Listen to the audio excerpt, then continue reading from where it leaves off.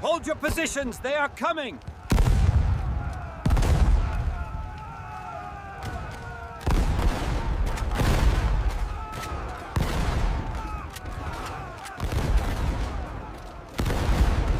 Howdy folks, and welcome back to the channel. Today, we're stepping back in time, pulling on our dusty boots, and taking a long, hard look at a story that's bigger than the sky it was born under. We're heading to Texas. But this isn't the Texas of sprawling cities and 10-lane highways you might know today. No, we're going back to the early 1830s, a time when Texas was a vast, untamed frontier, a place of immense promise and simmering conflict. Imagine, if you will, a land stretching out as far as the eye can see. Great, sweeping plains of tall grass, swaying in the wind, broken only by winding rivers and scattered groves of oak and pecan trees. This was a place of profound quiet, where the loudest sounds were the lowing of longhorn cattle, the cry of a hawk circling high above, or the distant tolling of a mission bell. The air was clean, the stars at night were unbelievably bright, and the horizon seemed to go on forever. Dotted across this immense landscape were a few pockets of civilization. You had the old Spanish missions, like the Alamo in San Antonio de Beck, their weathered stone walls standing as silent witnesses to a century of history. These weren't just churches. They were community centers, fortresses, and the heart of Spanish and later Mexican life in the region. Then there were the small settlements, places like Goliad, Nacogdoches, and San Felipe de Austin. These were dusty little towns, collections of log cabins and simple adobes, bustling with a unique mix of people. Tejanos Texans of Mexican descent whose families had been here for generations.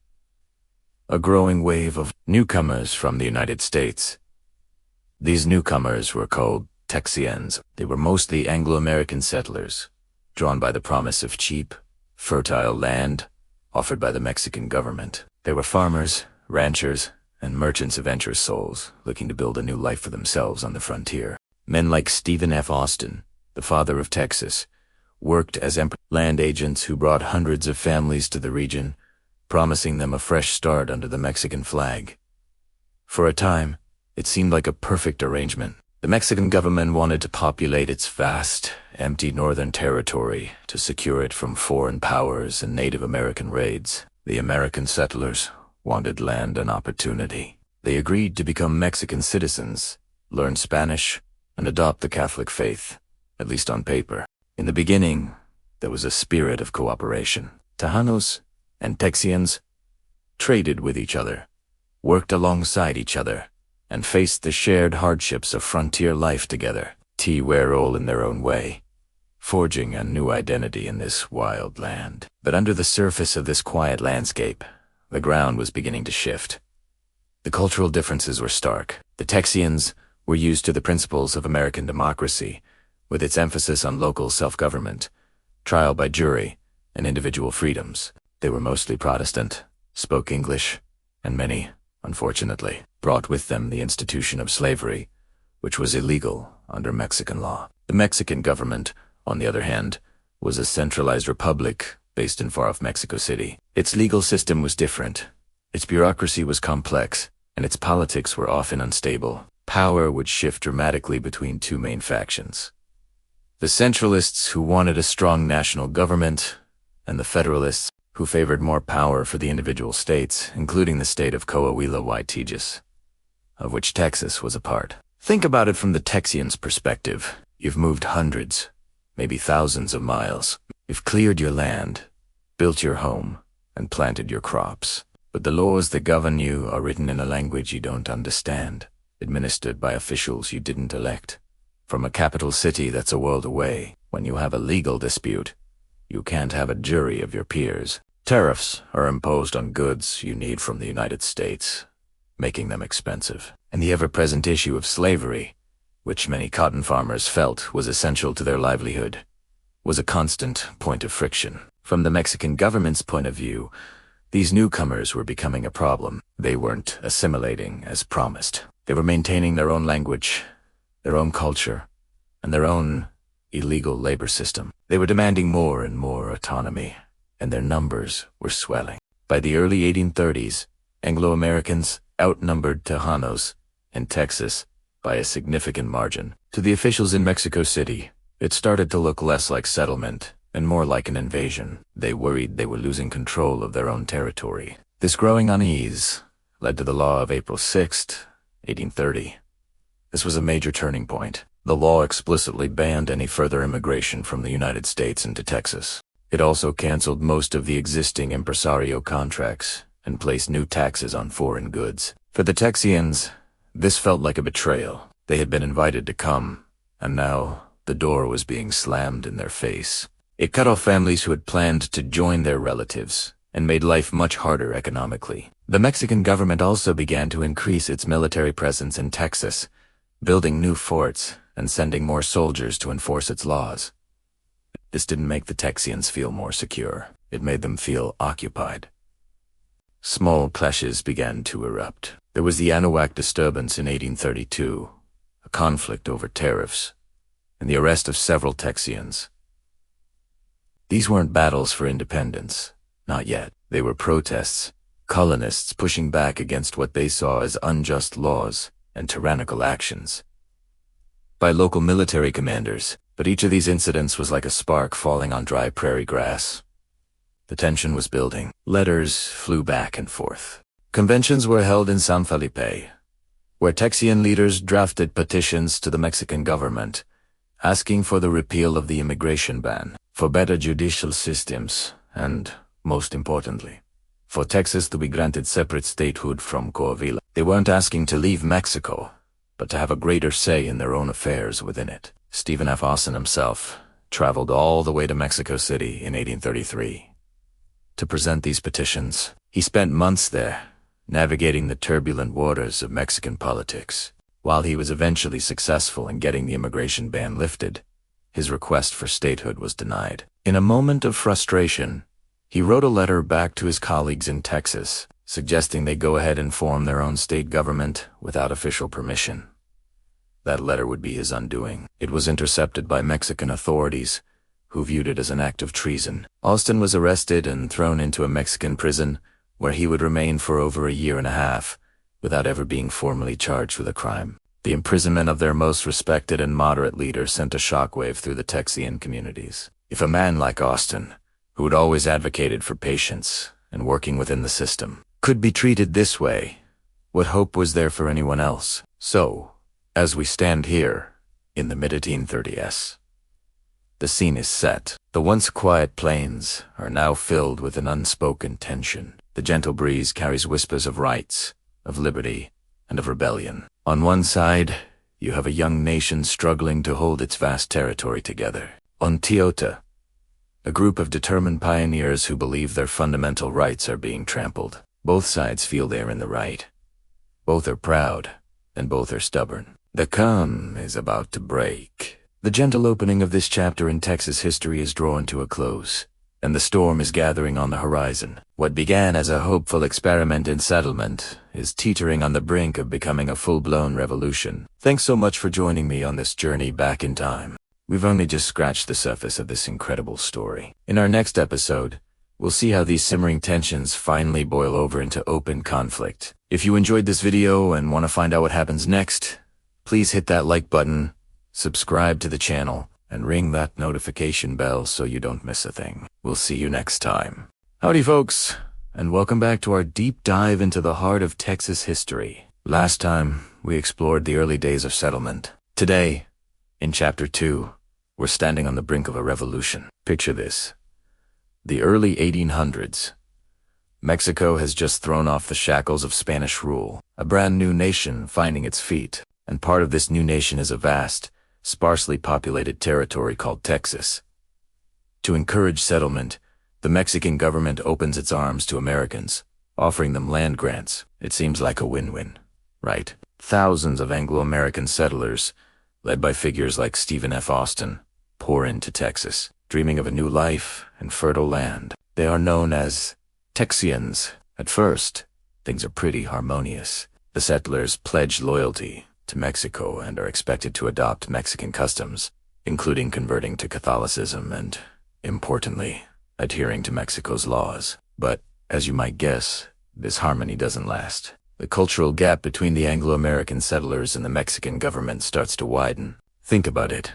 These settlers brought their own language, their own Protestant faith, and their own ideas about government, particularly the concept of states' rights and self-governance they were used to in the United States. Mexico, on the other hand, was trying to build a strong, unified, central government. It's like mixing oil and water. The two just don't want to blend. One of the biggest points of friction was immigration. The Mexican government grew alarmed by the sheer number of Americans flooding into Texas. They feared losing control of the region. So, in 1830, Mexico passed a law that was a real game. It banned further immigration from the United States and placed tariffs on goods brought in from the U.S. For the Texians, who had deep economic and family ties back east, this felt like a slap in the face. It was seen not as a national policy, but as a direct attack on their way of life. Then there's the issue that's often talked about, but is incredibly complex. Slavery. Mexico had officially abolished slavery in 1829. However, many of the Anglo-American settlers coming to Texas were from the southern United States, where their entire agricultural economy was built on the labor of enslaved people. They brought enslaved individuals with them, often finding loopholes in the law by classifying them as indentured servants for life. The Mexican government's stance against slavery created constant tension and was a major source of conflict. The Texians saw it as a threat to their economic prosperity, while Mexico saw it as a moral and legal imperative. Imagine you're a Texian settler. You've built a farm, a community, a life here. You feel you've tamed a wild land. But now, a distant government in Mexico City is telling you who can move here, what you can trade, and what your labor system should look like. You start to feel less like a Mexican citizen and more like a colonist being controlled from afar. This growing sense of a unique Texian identity starts to take root. They weren't just Americans in Mexico anymore. They were something new, something different. They were Texians. And just when tensions were at a boiling point, a charismatic and ambitious figure steps onto the political stage in Mexico. General Antonio López de Santa Anna. Initially, he presents himself as a federalist, someone who supports more power for individual states, which is exactly what the Texians want to hear. They even supported him in a brief civil conflict in 1832, hoping he would restore the more lenient Mexican Constitution of 1824. But Santa Anna had other plans. In a dramatic political pivot, he abolishes the 1824 Constitution, dissolves the state legislatures, and declares himself a centralist dictator. All power would now flow directly from him in Mexico City. For the Texians, this was the final straw. Their hopes for a greater autonomy were not just ignored. They were crushed.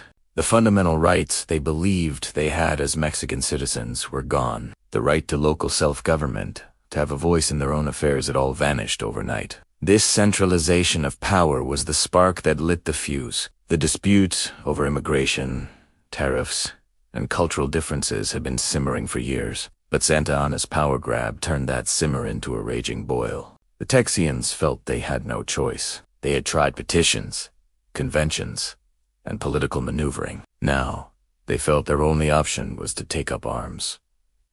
They weren't just fighting against a few unpopular laws anymore. They were fighting against what they saw as tyranny. They were fighting for their homes, their way of life, and their vision of freedom. The stage was set. On one side, you have the determined Texian settlers, a mix of rugged individuals with a fierce independent streak. On the other, the powerful Mexican army, led by the formidable and unyielding General Santa Anna. The quiet farms and small towns of Texas were about to become the battlegrounds for a revolution, a conflict that would give birth to a new republic and change the map of North America forever. The air was thick with anticipation, fear, and the unshakable belief on both sides that their cause was just. Texas was on the brink, and that's where we'll leave it for today. The road to revolution was paved with broken promises and clashing cultures. Next time, the talking stops and the fighting begins. We'll march into the first battles of the Texas Revolution, from Gonzales to the Alamo. It's a story of incredible courage, sacrifice, and the dramatic fight for independence. Thank you so much for joining me on this journey through Texas history. If you enjoyed this video and want to see what happens next, please hit that like button subscribe to the channel, and ring the notification bell so you don't miss a single chapter. We'll see you next time. Welcome, bike history lovers, to our journey through the Texas Revolution. Today, we arrive at a place whose name echoes through the halls of American history, a name that has become synonymous with courage, sacrifice, and the fight for freedom. We're talking, of course, about the Alamo. Before the thunder of cannons and the smoke of battle, what was this place? Let's peel back the layers of time. Our story begins not with soldiers, but with friars. In the early 18th century, Franciscan missionaries from Spain established a chain of outposts across this vast new territory. Their goal was to convert the local Native American population to Christianity. In 1718, one such mission was founded on the banks of the San Antonio River. They called it Mission San Antonio de Valero. Pictured it in the quiet sunlight of a Texas morning. This wasn't a fortress just yet. It was a sprawling compound, a community built around a central purpose of faith and education. At its heart was the church, its stone facade rising toward the sky, a testament to the dedication of its builders. Around it, you would have found workshops where Native American converts, known as Coahuiltecans, learned trades like weaving, blacksmithing, and carpentry. There were living quarters, granaries to store food, and irrigated fields stretching out, green with corn, beans, and squash. The air would have been filled with the sounds of daily life, the ringing of a mission bell, the murmur of prayers, the chatter of children, and the steady rhythm of work. It was a place of sanctuary and settlement, a hub of culture and agriculture in a wild frontier. The walls were there, yes, but they were meant to protect the community from raids, not to withstand a formal military siege. For nearly a century, Mission San Antonio de Valero served its religious purpose.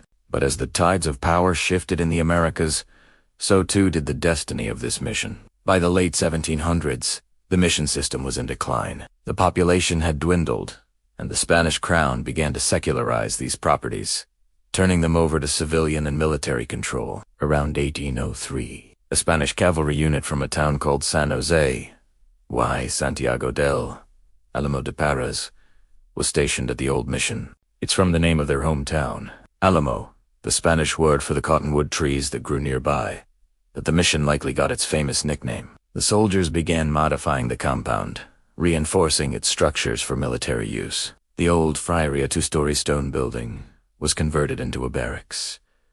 The main gate was fortified. The mission was transforming from a house of God into a military outpost. Now, let's fast forward a couple of decades to the 1820s. Mexico has won its independence from Spain, and Texas is part of this new nation. The Mexican government, eager to populate and develop the region, invites settlers from the United States. Thousands of Anglo-Americans, led by figures like Stephen F. Austin, pour into Texas, bringing with them their own language, culture, and ideas about government. For a time, there was a fragile peace. The outposts at San Antonio de Bexa, with the Alamo as its garrison, was a symbol of Mexican authority in the region. But tensions began to simmer. The cultural and political differences between the Anglo settlers and the central Mexican government grew wider. Disputes over land rights, tariffs, and, crucially, the issue of slavery created a deep rift. The Mexican government, under President Antonio Lopez de Santa Anna, began to centralize power, stripping away the local autonomy that the Texan settlers cherished. This was a spark hitting dry tinder. By 1835, the simmering tensions boiled over into open rebellion. The Texas Revolution had begun. In the early months of the conflict, the Texan rebels, a motley collection of settlers and adventurers, won a series of surprising victories. One of the most significant was the capture of San Antonio de Bexa in December of 1835. After a week of fierce house-a-how fighting, the Mexican general Martin Perfecto de Cos surrendered the town and the Alamo to the Texans. It was a huge morale boost for the rebellion. The Texans now controlled the most important strategic point in Texas. And that brings us to the Alamo as we often picture it. A fortress, but let's be clear, it was a makeshift one at best. When the Texans took it over, it was in a state of disrepair. They worked to improve its defenses, but the compound was huge, spanning over 3 acres and difficult to defend with a small force. The iconic chapel, which we so often associate with the battle, was actually in ruins at the time. Its roof had collapsed years earlier, and the Texans used its thick walls as a powder magazine and a final point of defense. The main defensive strength came from the outer walls of the compound and the long barracks. Imagine the men inside during the winter of 1835 and early 1836. A small garrison, commanded initially by Colonel James C. Neal, held this sprawling, vulnerable fort. They knew that victory was a direct challenge to Santa Anna, and they expected him to return with a vengeance. They sent desperate pleas for reinforcements and supplies. But the fledgling Texan government was in disarray, and help was slow to come. This is where some of the most legendary figures in Texas history entered the story. In January, the famous frontiersman and former congressman, Davy Crockett, arrived with a group of volunteers from Tennessee. His reputation preceded him, and his presence was a significant boost to the garrison's morale. Then came James Bowie, a man whose name was already legend for his formidable knife-fighting skills and his rugged character. He arrived under orders from Sam Houston, the commander-in-chief of the Texan Army, with instructions to assess the situation and possibly destroy the Alamo and abandon the position. But upon arriving, Bowie was convinced by Colonel Neal of the Alamo's strategic importance. He believed that holding San Antonio was crucial to protecting the settlements further east. In a letter to the provisional governor, Bowie wrote, "The salvation of Texas depends in great measure on keeping Bexar out of the hands of the enemy." He decided to stay and defend the fort, famously declaring he would rather die in these ditches than give it up to the enemy. Soon after, a 26-year-old lawyer and cavalry officer named William Barrett Travis arrived with about 30 men. When Colonel Neal had to leave due to a family illness, command of the regular soldiers fell to Travis, while Bowie commanded the volunteers. This dual command was a source of some initial friction, but the looming threat of the Mexican army would soon unite them in a common, tragic fate, and that threat was closer than they knew. Santa Anna, furious at the defiance of the Texans, had assembled a massive army and was marching north through the harsh winter weather, determined to crush the rebellion once and for all. His destination, San Antonio de Bexar, his target.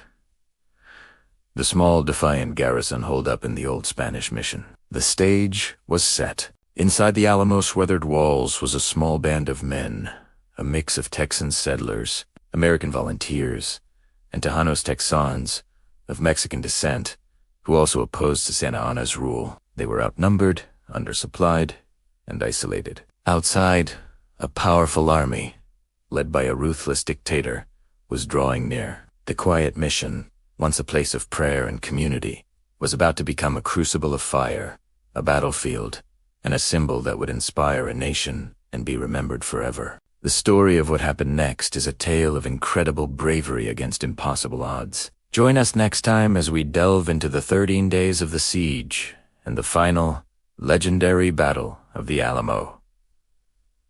It's a story you won't want to miss. Thank you so much for watching. If you're enjoying this series, please hit that like button, subscribe to the channel, and ring the notification bell so you don't miss a single chapter of this incredible story. We'll see you in the next video.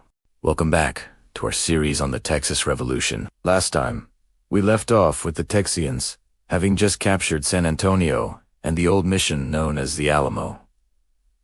Today, in Chapter 4, Gathering of Rebels, we allow witness the calm before the storm as a handful of determined men begin to fortify this crucial position, unaware of the legendary fate that awaits them. After the siege of Bexar, many of the victorious Texian volunteers, thinking the war was nearly won, returned to their farms and families. The new provisional government was in chaos, and the garrison left to hold San Antonio dwindled. Command was uncertain, and supplies were scarce. The Alamo, a sprawling, crumbling mission complex, was never designed to be a fortress. Its walls were long and thin, with large gaps, and it enclosed a massive area that would require at least 1,000 men to properly defend. The men who remained faced a monumental task, transforming this dilapidated religious outpost into a defensible stronghold. They worked tirelessly, patching up crumbling walls with earth and timber, building wooden palisades to fill the gaps,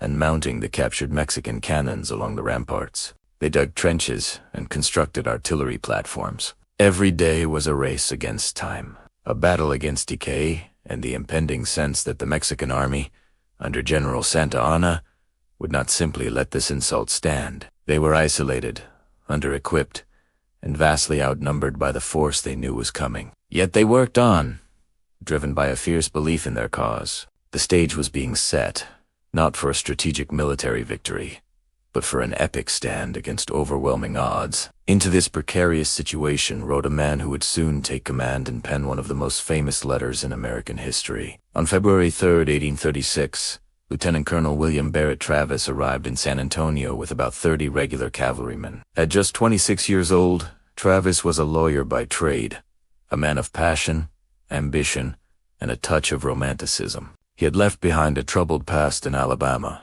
including debts and a failed marriage, to seek a new life and make his name on the Texas frontier. Travis was a staunch advocate for Texas independence, a war party man through and through. He was disciplined, perhaps a bit rigid, and he initially clashed with the more freewheeling volunteers.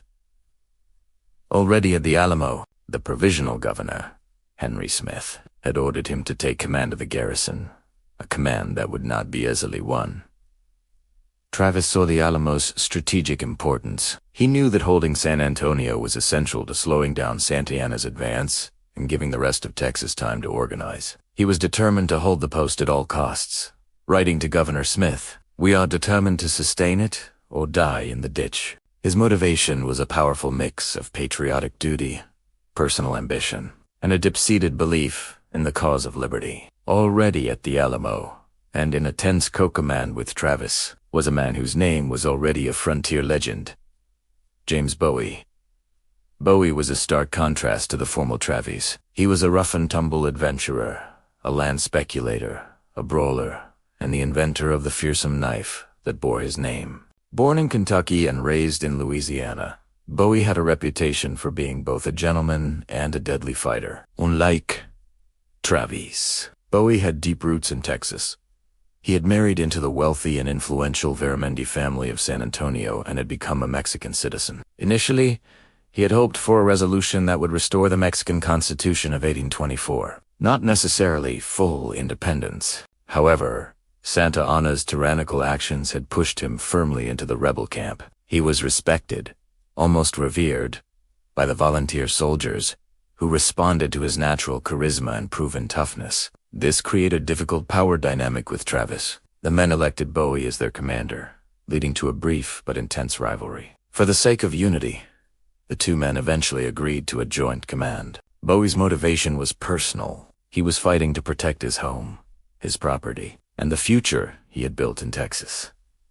Just a few days after Travis's arrival, another, even more famous figure, made his grand entrance. On February 8th, Davy Crockett rode into San Antonio, not alone, but with a small group of mounted volunteers from Tennessee. He wasn't the coonskin cap-wearing caricature of later legends, but a real-life political figure and celebrated frontiersman. Crockett was already a national celebrity. He was a renowned hunter, storyteller, and a former three-term congressman from Tennessee. So what was a man of his stature doing at this dusty outpost on the edge of a revolution? Crockett had recently suffered a bitter political defeat, famously telling his former constituents, "You may all go to hell, and I will go to Texas."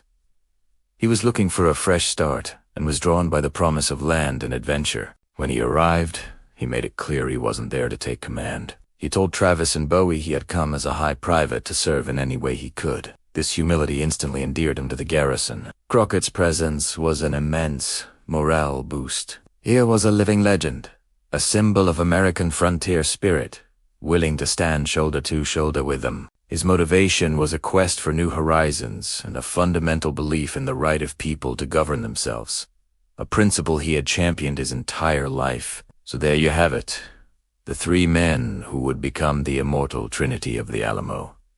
Travis, the passionate officer and patriot, driven by duty and a desire for glory. Bowie, the seasoned frontiersman, an adopted son of Texas, fighting to protect his home and family interests. And Crockett, the world-famous celebrity and politician, seeking a new beginning and standing for the ideals of some. They were different in almost every way: their backgrounds, their personalities, their reasons for being there. They led a small, eclectic group of about 150 men. Texians, Tejanos, and volunteers from a dozen states and several countries. Farmers, lawyers, doctors, and blacksmiths. All of them, gathered in this crumbling mission, shared one powerful conviction: that the tyranny of Santa Anna could not be allowed to stand. They were rebels, yes, but in their own eyes, they were patriots standing on the front line of freedom. Little did they know, their small gathering was about to become the epicenter of a legend that would echo through history. Thank you so much for joining me for this chapter. The pieces are now in place, and the quiet work of fortification is nearly done. Next time, the horizon darkens as the vanguard of Santa Anna's army arrives, and the 30-day siege of the Alamo begins. It's a story of incredible courage and sacrifice you won't want to miss. If you're enjoying this series, please hit that like button, subscribe to the channel, and ring the bell so you don't miss the next episode. We'll see you then. Hello, and welcome back to our series on the Texas Revolution. When we last left off, the Texan rebels had just captured San Antonio de Bixar, a major victory that left many thinking the war was already won. But far to the south, a storm was gathering, a storm named Antonio Lopez de Santa Anna. Today, in Chapter 5, we follow the long, grueling march of the Mexican army as it heads north to reclaim Texas. So, who was this man, Santa Anna? He wasn't just a general, he was the president of Mexico, a charismatic, ambitious, and utterly ruthless leader who styled himself the Napoleon of the West. After a series of political upheavals, he had seized centralized power, abolishing the Federalist Constitution of 1824 that had granted significant autonomy to states like Coahuila. The Texan uprising was, in his eyes, not just a rebellion, but a personal insult and a direct challenge to his authority and the very sovereignty of Mexico. He was determined to crush it, and to do so with such overwhelming force that no one in Mexico would ever dare defy him again. From his headquarters in San Luis Potosi, Santa Anna began assembling what he intended to be the grandest army ever seen in the region. He called it the Army of Operations. Orders flew out across Mexico, calling up regular soldiers, conscripting untrained peasants, and gathering supplies. It was a monumental undertaking. Cannons, thousands of muskets, lances, and sabers were collected. Vast quantities of gunpowder, lead for bullets, and cannonballs were stockpiled. Herds of cattle were driven to the staging grounds to provide food, and mountains of corn and beans were requisitioned. On paper, it was an impressive force, numbering over 6,000 soldiers by the time it set out. But a closer look revealed serious weaknesses. The army was a patchwork quilt of veteran troops and recent, unwilling draftees. Many of these conscripts were indigenous people who didn't even speak Spanish and had been forced into service, sometimes literally roped together to prevent them from deserting. Their training was minimal, and their loyalty was questionable. The supply lines were also a logistical nightmare. Transporting food and equipment across hundreds of miles of arid, unforgiving terrain was a colossal challenge. Wagons were scarce, and much of the burden fell upon poorly paid teamsters and overloaded mules. Despite these issues, Santa Anna was impatient. He wanted to catch the Texans off guard during the winter, a season when military campaigns were almost unheard of. Against the advice of his more cautious generals, who warned of the harsh weather and logistical hurdles, Santa Anna gave the order to march. In late December 1835, the Army of Operations began its long trek north. The march was a brutal ordeal from the very beginning. The route from San Luis Potosi to the Rio Grande stretched over 300 miles, crossing vast deserts and rugged mountains. What Santa Anna hadn't counted on was one of the harshest winters in memory. A blue norther, a vicious cold front, swept down across the plains. Temperatures plummeted, and a relentless, freezing rain turned to sleet and then snow. The soldiers, many of whom came from the warm coastal regions of Mexico, were completely unprepared. Their summer-weight cotton uniforms provided little protection against the biting cold. Many lacked proper shoes, marching barefoot or with their feet wrapped in rags over the frozen, rocky ground. The blizzard was relentless. Snow piled up in drifts, making the roads impassable for the heavy supply wagons and cannons. Mules and oxen, weakened by lack of food and water, collapsed and died in their harnesses, leaving vital supplies stranded along the trail. Food became scarce. Rations were cut, and soldiers were forced to forage for whatever they could find in a barren landscape. Dysentery and other diseases swept through the camps, fueled by malnutrition and unsanitary conditions.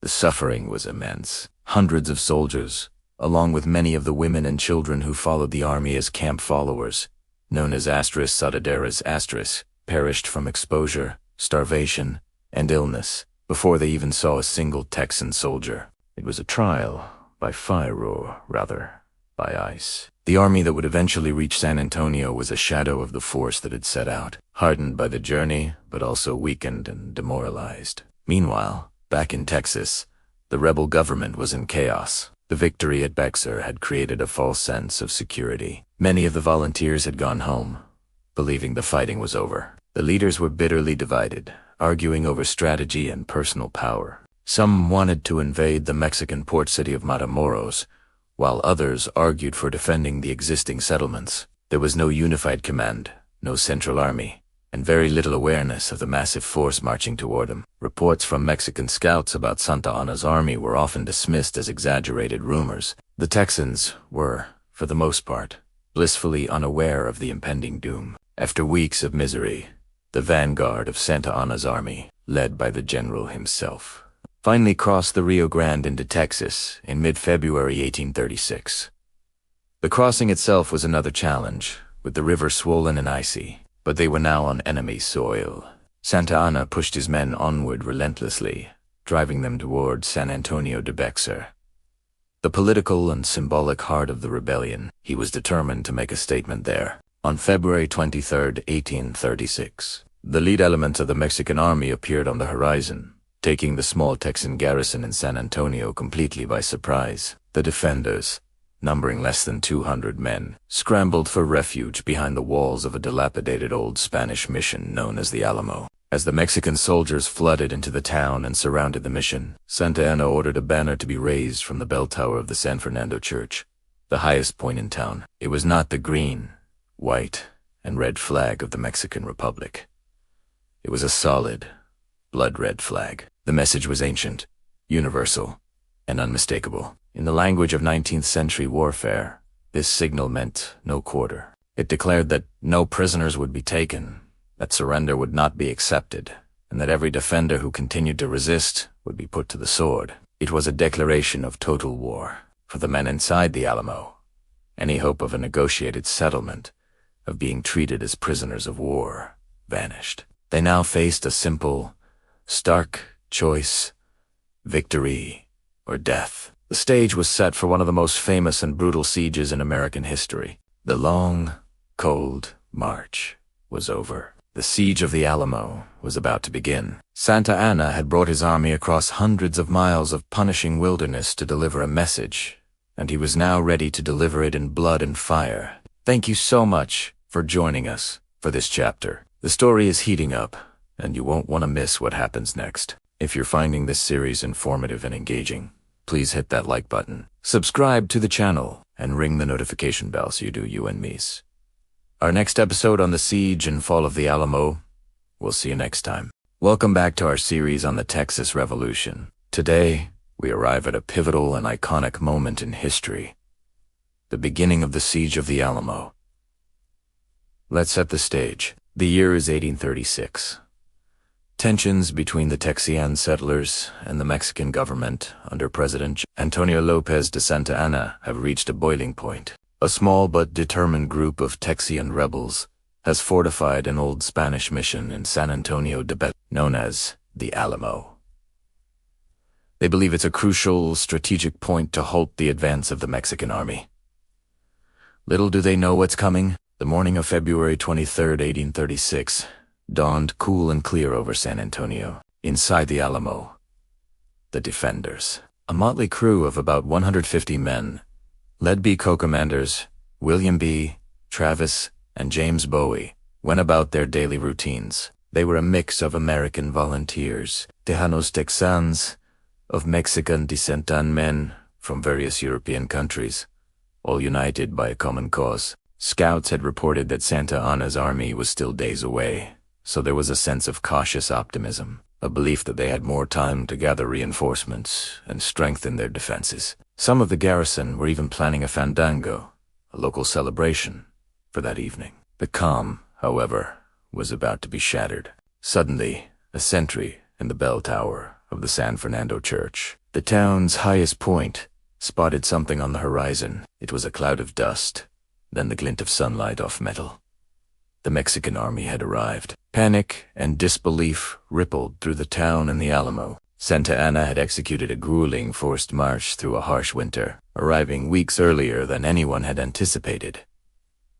The Texians were caught completely off guard as Santa Anna's advance guard, the Dragoons, rode into the main plaza of San Antonio. The reality of their situation crashed down upon the defenders. The planned fandango was forgotten. The time for celebration was over. The time for battle had begun. The Texians and their supporters in the town scrambled, retreating into the relative safety of the Alamo's thick walls. They managed to herd some cattle inside and gather what provisions they could, but it was a chaotic rush. They were now trapped. From the walls of the mission, they watched as the Mexican army, a professional and well-equipped force, began to encircle them. The sheer number of soldiers was overwhelming. While estimates vary, Santa Anna's initial force numbered around 1,500 men, and more would arrive in the coming days. The defenders inside the Alamo numbered less than 200.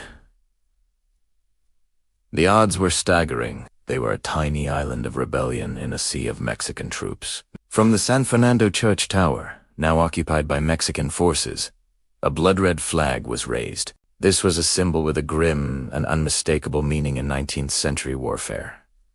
No quarter. It signaled that no prisoners would be taken, that the defenders were to be shown no mercy. It was a declaration that this would be a battle to the death. In response to this chilling message, William B. Travis, now in sole command as Bowie had fallen gravely ill, ordered a single cannon shot to be fired from the Alamo's 18-pounder. The deep boom echoed across San Antonio, a defiant answer to Santa Anna's threat. It was a declaration of their own. They would not surrender. They would fight. That first cannon shot marked the official start of the siege of the Alamo. For the next 13 days, this small, isolated fortress would withstand a constant bombardment and relentless pressure from a vastly superior army. The Mexican forces began to dig trenches and establish artillery positions, slowly tightening their grip around the mission. The air filled with the constant roar of cannon fire and the crackle of muskets. Inside the Alamo, the defenders worked tirelessly to repair the walls, return fire, and conserve their dwindling supplies of food, water, and ammunition. They knew reinforcements were their only hope, and Travis began to pen a series of desperate, yet eloquent, letters, pleading for aid. These early days of the siege were a test of nerves and endurance. The Mexican artillery pounded the fort day and night, aiming to weaken its defenses and demoralize the men inside. The defenders, skilled marksmen, used their long rifles to pick off Mexican soldiers who dared to venture too close. One of the most famous of these was Davy Crockett, the legendary frontiersman from Tennessee, who, along with his small group of volunteers, defended the vulnerable wooden palisade on the south side of the compound. His reputation and good-natured spirit were a significant boost to the morale of the besieged men. Despite the constant danger, a sense of grim determination took hold within the Alamo walls. The psychological warfare was just as intense as the physical bombardment. At night, the Mexican military bands would play the Die Gallo, a haunting bugle call that signified a charge with no quarter, a musical reminder of the blood-red flag and the fate that awaited them if they did not surrender. It was designed to instill terror, to break their will to fight. But for the men inside the Alamo, it only strengthened their resolve. They were outnumbered, outgunned, and completely surrounded. Their chances of survival were almost non-existent, yet they refused to yield. They had made their stand, and they were prepared to face the consequences, whatever they might be. The first shots had been fired, the battle lines were drawn, and the world would soon learn the story of their sacrifice. The siege had begun, a 13-day ordeal of courage, defiance, and inevitable tragedy. The events that transpired during this time would become legendary. transforming the Alamo from a simple mission into a powerful symbol of liberty and fighting for what you believe in. Against all odds, as the cannons roared and the blood-red flag flew over San Antonio, the fate of the defenders was all but sealed, but their legacy was just beginning to be written. Thank you for joining us for this chapter of this story. The siege has only just begun, and the most dramatic days are yet to come. If you found this video informative and want to follow the rest of this incredible story, please hit that like button, subscribe to our channel, and ring the notification bell so you don't miss the next episode. We appreciate your support and look forward to seeing you next time. Hello, history lovers, and welcome back to our series. Today, we delve into Chapter 7, The Call for Reinforcements, a pivotal moment of desperation and defiance that echoes through the annals of time. Inside the besieged walls of the Alamo, the situation was growing more dire by the hour. General Santa Anna's massive army had them completely surrounded. Food was scarce, ammunition was dwindling, and the sheer number of enemy soldiers was overwhelming. Yet, within this crucible of despair, the spirit of the defenders burned brighter than ever. They knew they were facing impossible odds, but surrender was simply not an option. Hope, however slim, rested on a single possibility: that reinforcements would arrive in time. It was in this desperate moment that the Alamo's 26-year-old commander, William Barrett Travis, took up his pen. On February 24th, 1836, he drafted a letter that would become one of the most iconic documents in American history. It wasn't just a plea for help. It was a declaration of unwavering resolve, a testament to the courage of those trapped within the mission's walls. This was the legendary victory, or death letter. Let's read a part of it together. Travis addressed it to the people of Texas and all Americans in the world. He began, "Fellow citizens and compatriots, I am besieged by 1,000 or more of the Mexicans under Santa Anna. I have sustained a continual bombardment and cannonade for 24 hours and have not lost a man." He described the dire situation, but did so with a steady hand, detailing the enemy's strength without a hint of fear in his words. The letter's power intensifies as Travis makes his intentions crystal clear. He writes, "The enemy has demanded a surrender at discretion. Otherwise, the garrison are to be put to the sword. If the fort is taken, I have answered the demand. With a cannon shot and a flag still waves proudly from the walls, I shall never surrender or retreat." Think about that. Faced with annihilation, his response was to fire a cannon. It was a spectacular act of defiance, a clear message that they would fight to the very last. And then comes the climax of the letter, the immortal lines that have inspired generations. "Then, I call on you in the name of liberty, of patriotism and everything dear to the American character, to come to our aid, with all dispatch. If this call is neglected, I am determined to sustain myself as long as possible and die like a soldier who never forgets what is due to his own honor and that of his country. Victory or death." And underlined victory or death 3 times. It was a solemn vow, a promise sealed with the ink of his own conviction. This letter was more than a request. It was a rallying cry, a testament to the belief that some principles are worth dying for. With the letter complete, the next challenge was getting it out of the besieged fortress. Every path was watched by Santa Anna's soldiers. This perilous task fell to a brave courier named Albert Martin. Under the cover of darkness, Martin spurred his horse, breaking through the enemy lines in a daring ride. He was a living embodiment of the letter's urgency, carrying the fate of the Alamo's defenders in his saddlebag. Once clear of the siege lines, Martin rode hard to the town of Gonzales, the nearest Texan settlement, about 70 miles away. The arrival of Travis's letter sent shockwaves through the community. The raw, desperate power of his words ignited a fire in the hearts of those who read it. The letter was copied and recopied, with each new courier taking a version and riding out in a different direction,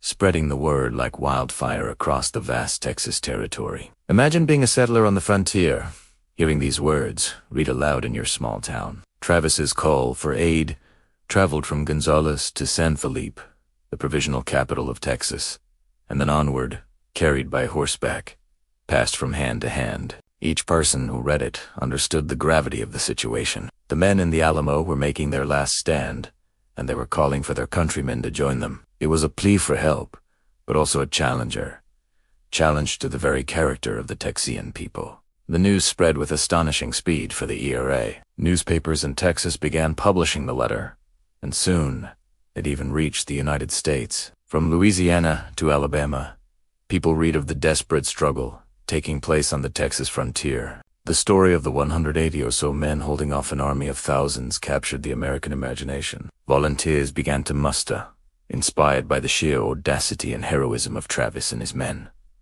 The letter was working. It was galvanizing support and turning the siege of the Alamo into a symbol of the fight for liberty itself. But time was the one enemy the couriers couldn't outrun. While the letter stirred souls and mobilized men across Texas and the United States, organizing and moving a relief force was a slow, arduous process. The distances were vast, and the terrain was difficult.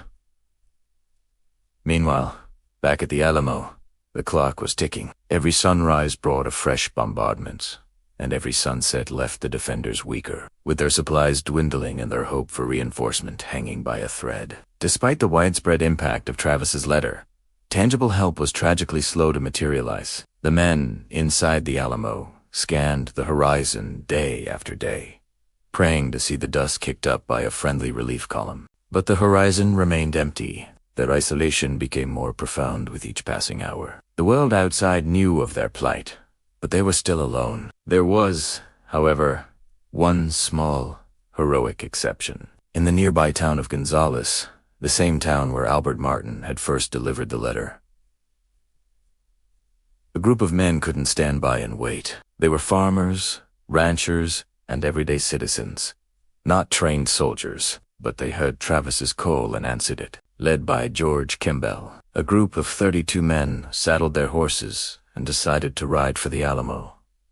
They knew exactly what they were riding into. They knew the fort was surrounded and that their small number would make little strategic difference, but they were going anyway. Their journey was a testament to sheer bravery. They had to travel at night, navigating through enemy patrols, knowing that discovery meant certain death. On the night of March 1st, this small band of volunteers, who would become known as the Gonzales Ranging Company, approached the Alamo. In the darkness, they were initially mistaken for a Mexican patrol and fired upon by the Alamo's defenders. One of the men shouted out that they were friends, and they were finally allowed to enter. The arrival of these 32 men was a moment of bittersweet joy inside the fortress. On one hand, their courage was incredibly inspiring. They had willingly ridden into a death trap to stand with their comrades. Their presence lifted the spirits of the weary defenders, proving that they had not been completely forgotten. It was a profound act of solidarity. On the other hand, the reality was grim. 32 men. That was all. After all the letters, all the desperate pleas, this was the only reinforcement that made it through. Their arrival underscored the deep, crushing isolation of the Alamo's defenders. They knew now, with almost complete certainty, that no large army was coming to save them. The hope for a grand relief force had evaporated, replaced by the stark realization that they would have to face Santa Anna's final assault on their own. The arrival of the Gonzales men was both a morale boost and a death sentence. It was a heroic, tragic final act before the coming storm. The stage was now set for the final, bloody battle. And that's where we'll leave it for today. The call for help was answered with courage, but ultimately, it was not enough. Thank you so much for joining me on this journey into the past. If you found this chapter compelling, please hit that like button, and be sure to subscribe and turn on notifications so you don't miss what happens next. We'd love to hear your thoughts in the comments below. Until next time, stay curious. Welcome, bike history lovers, to our ongoing series on the Texas Revolution. In our last chapter, we watched as Santa Anna's army arrived, surrounding the Alamo and beginning the now famous 13-day siege. Today, in Chapter 8, we re-going inside the walls to explore what life was really like for the defenders during those tense, desperate days. What did they eat? How did they pass the time? And how did they maintain their resolve against such overwhelming odds? Let's step back in time. Imagine waking up not to the sun, but to the sound of cannon fire. This was the daily reality inside the Alamo from February 23rd to March 6th. 1836, the constant bombardment from Santa Anna's artillery was more than just a physical threat. It was a psychological weapon, designed to wear down the defenders' spirits. Sleep was a luxury few could afford. Sentries stood guard around the clock, their eyes scanning the horizon for any sign of a full-scale assault. For the men inside, every moment was a mix of bone-deep exhaustion and high-alert tension. The Alamo wasn't just a fort, it was a small, temporary town. Within its limestone walls were not only soldiers but also families. Women and children, many of them local Tejanas, found themselves trapped by the siege. Their presence added a complex layer to life inside. They weren't just bystanders. They were active participants in the defense. Women like Susanna Dickinson and Juana Navarro.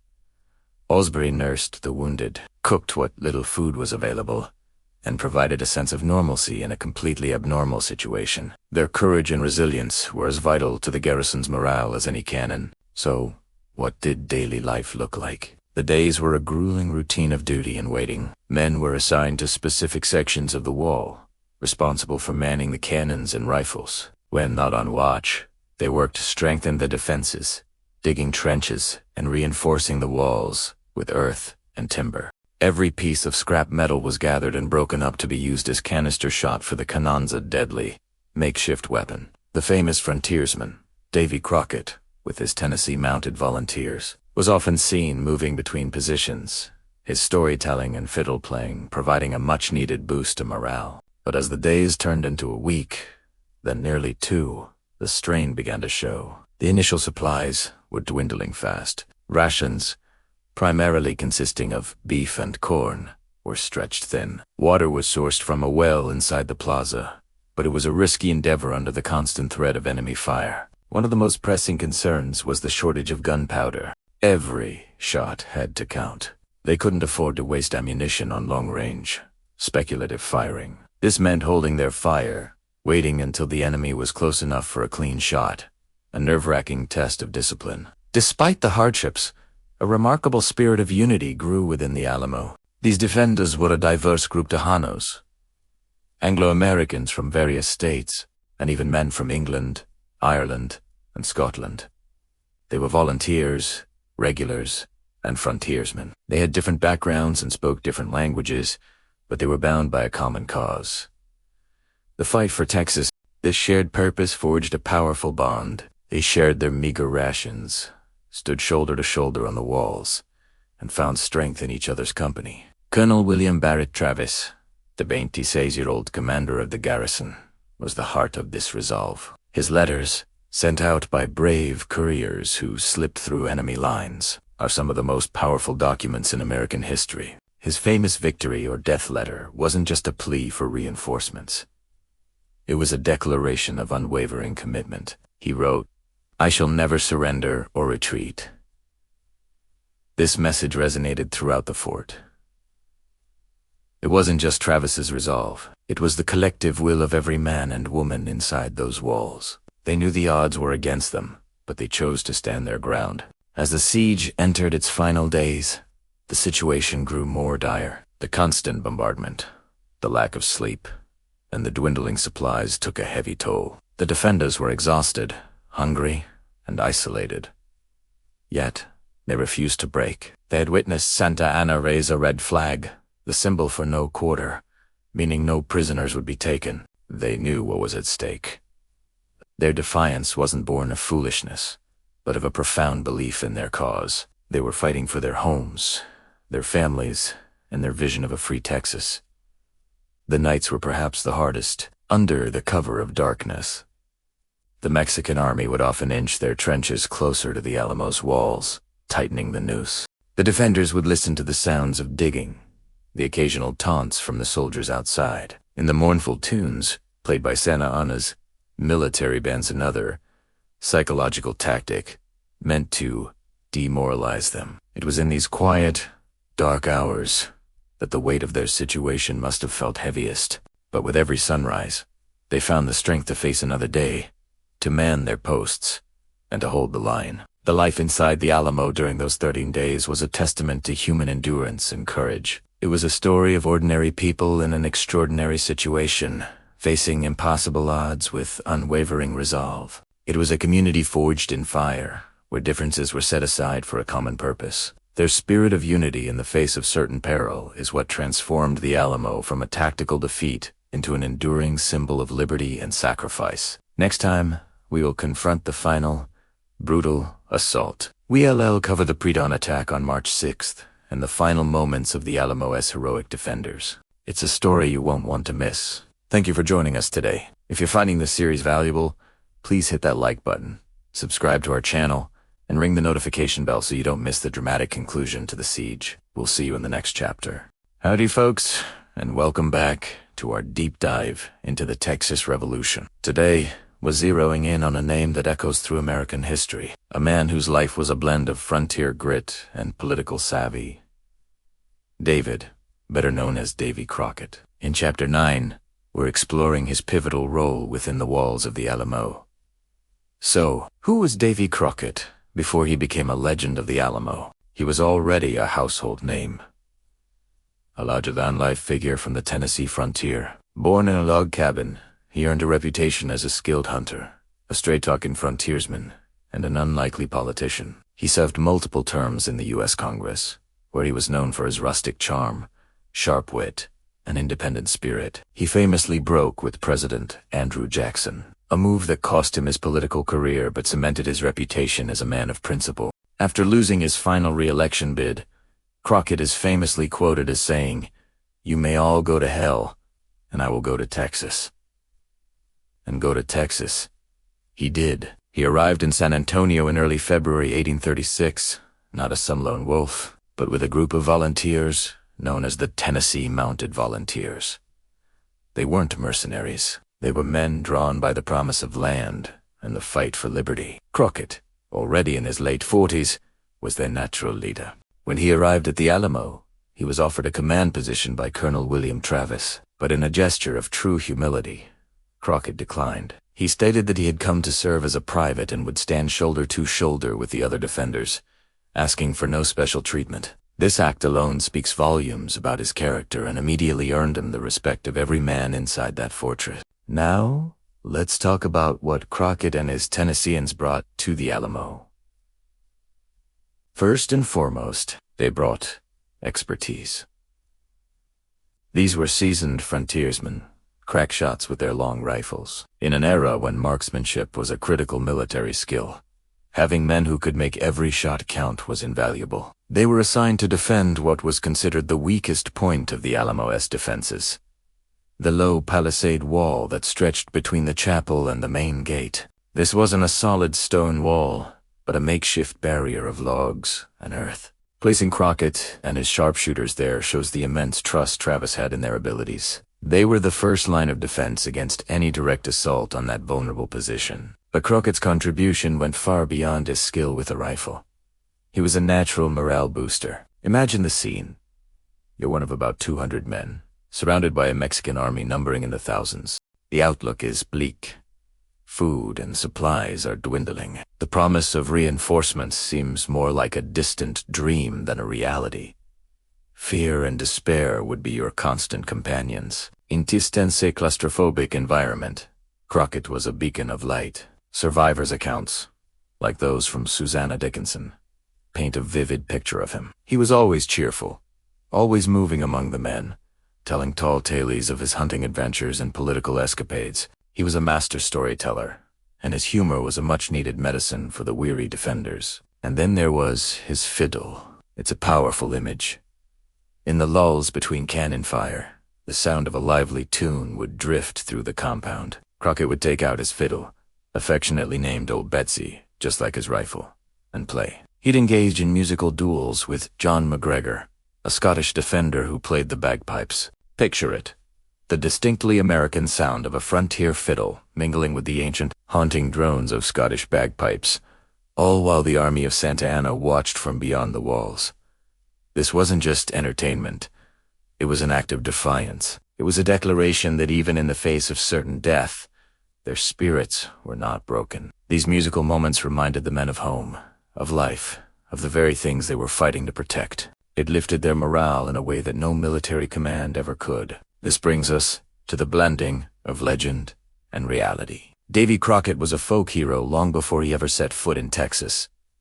Stories of him wrestling bears and grinning down raccoons were already part of American folklore, thanks in part to popular almanacs and stage plays that fictionalized his life. His presence at the Alamo added an almost mythical dimension to the siege. For the men inside, fighting alongside a living legend must have been incredibly inspiring. For Santa Anna's army outside, the knowledge that the famous Crockett was among the defenders likely added to their caution. His reputation preceded him everywhere. The story of Crockett's final moments is where history and myth become most intertwined. For over a century, the popular narrative, immortalized in films and books, was that Crockett went down, fighting, swinging his rifle like a club amidst a pile of fallen enemy soldiers. This image of a heroic last stand became the defining symbol of the Alamo's defiance. However, in the mid-20th century, a different account came to light. The diary of José Enrique de la Pina, a Mexican officer who was at the battle. De la Pina wrote that a small group of defenders, including a man identified as a famous Crockett, were captured after the fighting ended. They were brought before Santa Anna, who, in a fit of rage, ordered their immediate execution. This alternative account created a huge controversy. To some, the idea of Crockett surrendering and being executed felt like a betrayal of the hero's myth. But many historians now view it differently. Does being captured and executed make his stand any less brave? Or does it perhaps make it even more human? Whether he died swinging his rifle or facing an execution squad with defiance, the core of his story remains the same. He chose to be there. He knew the risks. He stood his ground for the cause he believed in until the very end. His final act, regardless of the specific details, was one of ultimate courage. In the end, Davy Crockett's role was multifaceted. He was the expert marksman defending the weakest wall. He was the charismatic leader who boosted morale with his stories and songs. And he was the living legend whose very presence gave the defense of the Alamo a weight and a meaning that has transcended time. He embodied the spirit of the individual standing up against overwhelming odds for the sake of liberty. The legend of Davy Crockett and the reality of the man are forever fused within the stone walls of that San Antonio mission. He wasn't just a soldier, he was the heart of the Alamo's resistance. Thank you so much for joining me on this exploration of Davy Crockett's incredible story. His life is a fascinating chapter in the larger saga of the American West. If you enjoyed this video and want to continue our journey through history, please hit that like button. And don't forget to subscribe and ring the notification bell so you won't miss our next episode. We love hearing from you, so drop your thoughts and questions in the comments below. Until next time, stay curious. Hello history buffs, and welcome back to our deep dive into the Texas Revolution. In our last chapter, we left the Texan defenders hunkered down inside the Alamo, a small, determined force facing overwhelming odds. Today, in Chapter 10, we're shifting our focus outside the mission walls to the sprawling camp of the Mexican army. We'll explore the preparations for the final assault, the life of the common soldier, and the iron will of the man commanding them all, General Antonio Lopez de Santa Anna. As the siege tightened around the Alamo, Santa Anna was a whirlwind of activity, a commander obsessed with discipline, detail, and demonstrating the absolute power of the central Mexican government. He wasn't just there to win a battle.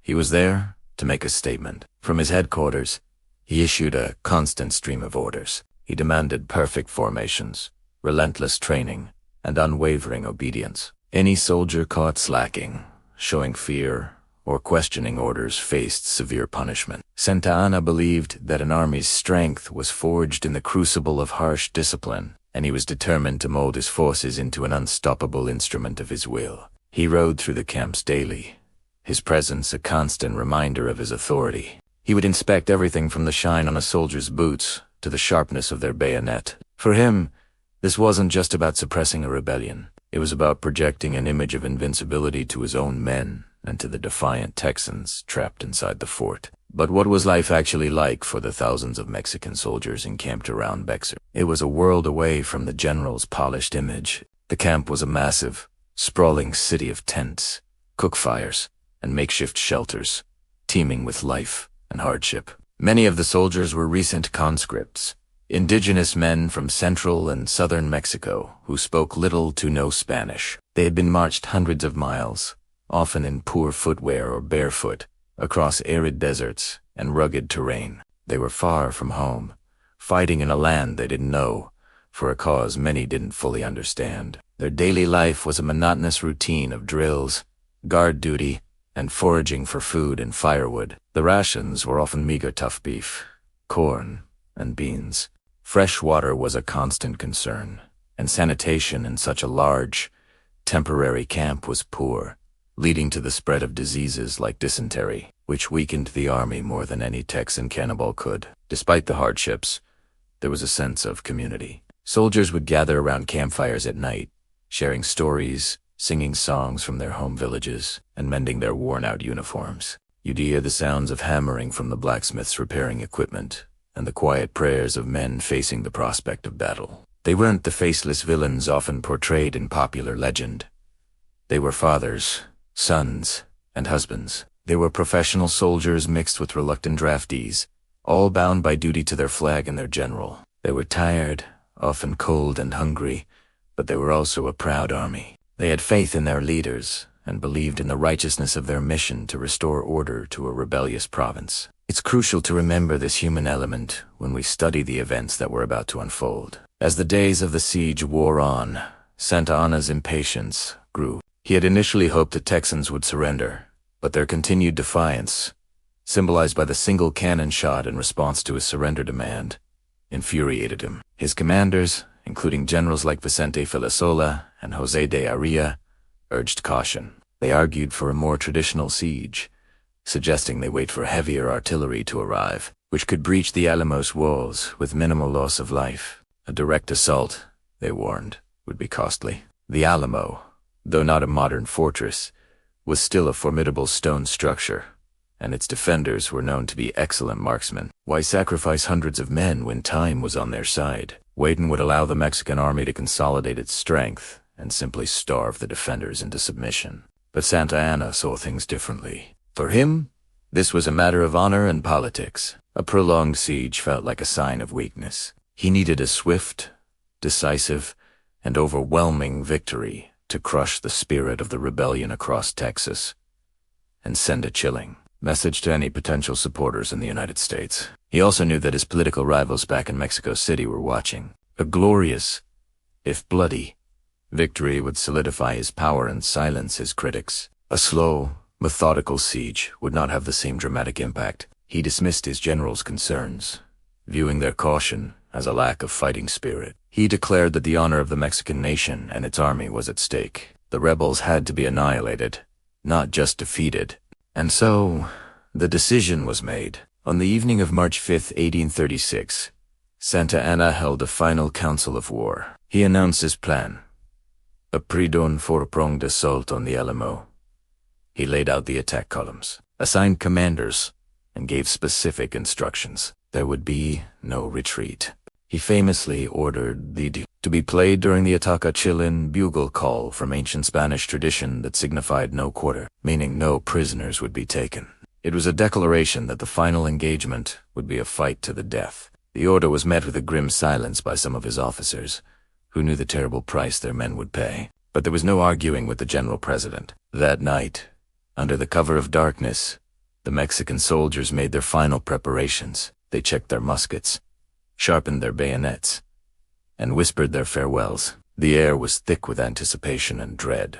The stage was set for one of the most famous and brutal final stands in history. The story of the Alamo is often told solely from the perspective of the defenders, but understanding the motivations, hardships, and strategic decisions of the Mexican army is essential to grasping the full picture. Santa Anna's ambition, coupled with the resilience and sacrifice of his soldiers, created the force that would crash against the Alamos walls in the early morning hours. Thank you for joining me for this chapter. The story is reaching its climax, and you won't want to miss what happens next. If you're finding this series insightful, please hit that like button, subscribe to the channel, and ring the notification bell so you won't miss our next chapter.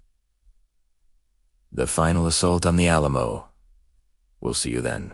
Welcome back to our series on the Texas Revolution. Tonight, we arrive at a pivotal and somber moment in this story, the final night at the Alamo.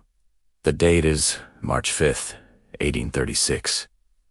For 12 long days, the defenders of the mission have withstood Santa Anna's siege, a constant barrage of cannon fire and the ever-present threat of a full-scale assault. But on this evening, an eerie, almost unnatural, quiet falls over the compound. the Mexican cannons cease their bombardment, granting the exhausted men inside a moment of respite they haven't known for nearly 2 weeks. The air is thick with anticipation and the cold chill of the late winter night. Inside the walls, the scene is one of quiet reflection and camaraderie. These men, drawn from different states and even different countries, have become a band of brothers, forged in the crucible of this siege. They know the odds are impossibly stacked against them. Reinforcements are not coming in time. There is no escape. This quiet evening is a gift, a final chance to prepare their souls for what they know the morning will bring. Imagine the scene. Small groups huddled around crackling fires, the flickering light dancing across their weary faces. Some men turn to faith, their voices rising softly in prayer, seeking solace and strength for the trial ahead. You might hear the low, comforting words of a shared psalm or a whispered personal plea. These are moments of profound intimacy, as men from various backgrounds find common ground in their shared mortality and their commitment to a cause they believe in. They aren't just soldiers, they're farmers, lawyers, doctors, and frontiersmen, each with a life, a family, and dreams left behind.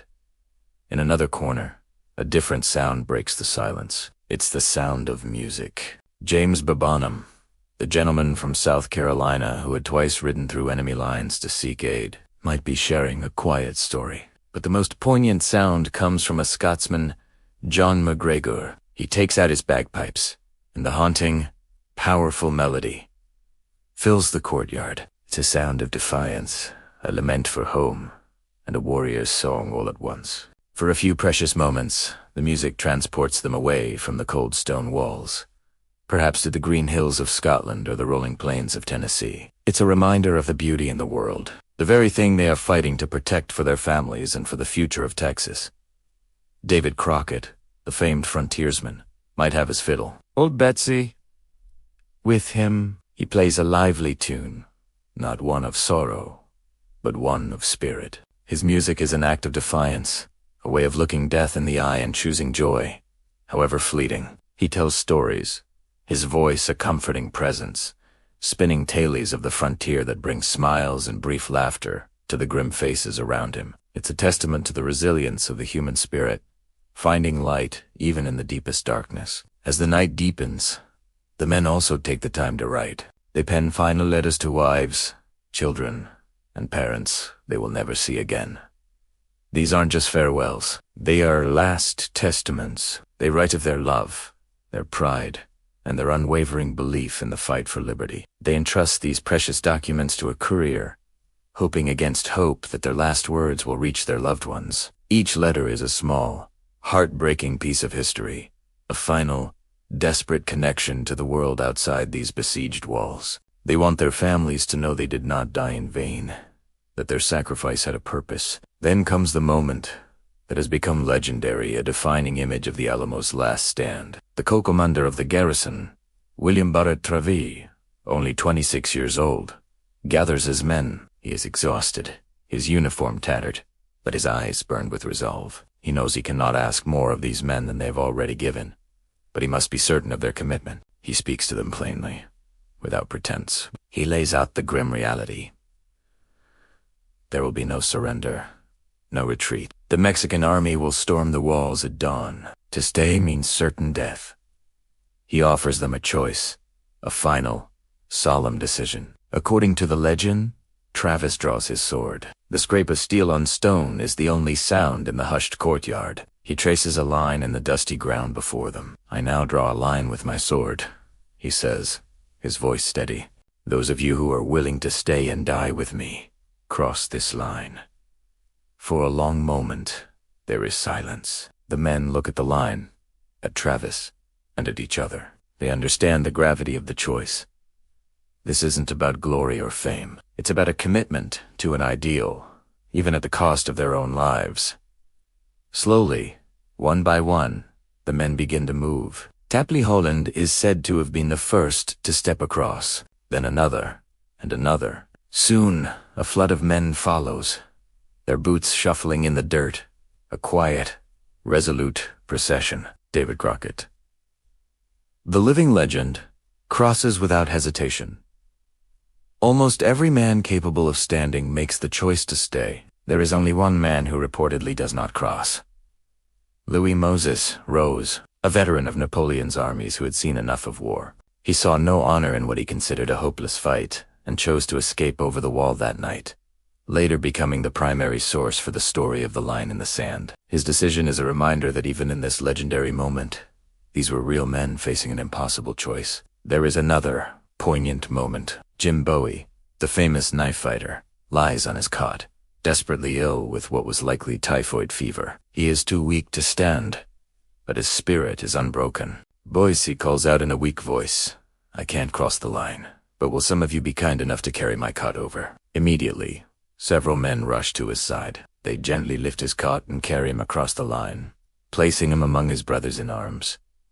It is a powerful symbol of their unity. In this final hour, they are all in, together, until the end. As the night wears on, the defenders make their final preparations. They check their rifles, sharpen their knives, and position themselves along the walls, ready for the assault. The quiet returns, but it's a different kind of quiet now. It is the calm of men who have made their peace with their fate. They have looked into the abyss, and have not flinched. They are no longer just fighting a battle. They are making a stand that will echo through history. They are a small band of ordinary men who, on this final night, made an extraordinary choice. Their sacrifice would soon become a rallying cry.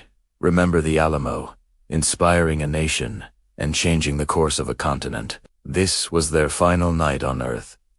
A night of quiet reflection, shared humanity, and ultimate resolve before the dawn brought the final, bloody battle. Thank you so much for joining us for this chapter. The story of the Alamo is one of courage and sacrifice, and it's an honor to share it with you. If you found this moving or informative, please hit that like button. And be sure to subscribe and turn on notifications so you won't miss the final chapter in our series. We'll see you next time. The quiet before dawn on March 6, 1836, was heavy with a cold, damp mist. Inside the Alamo, after 12 long days of siege, an uneasy stillness had settled. Most of the defenders, exhausted but resolute, were at their posts, while others tried to catch a few moments of precious, fitful sleep. They had endured constant cannonades, skirmishes, and the psychological strain of being surrounded, outnumbered, and cut off from any hope of reinforcement. Their world had shrunk to this crumbling mission,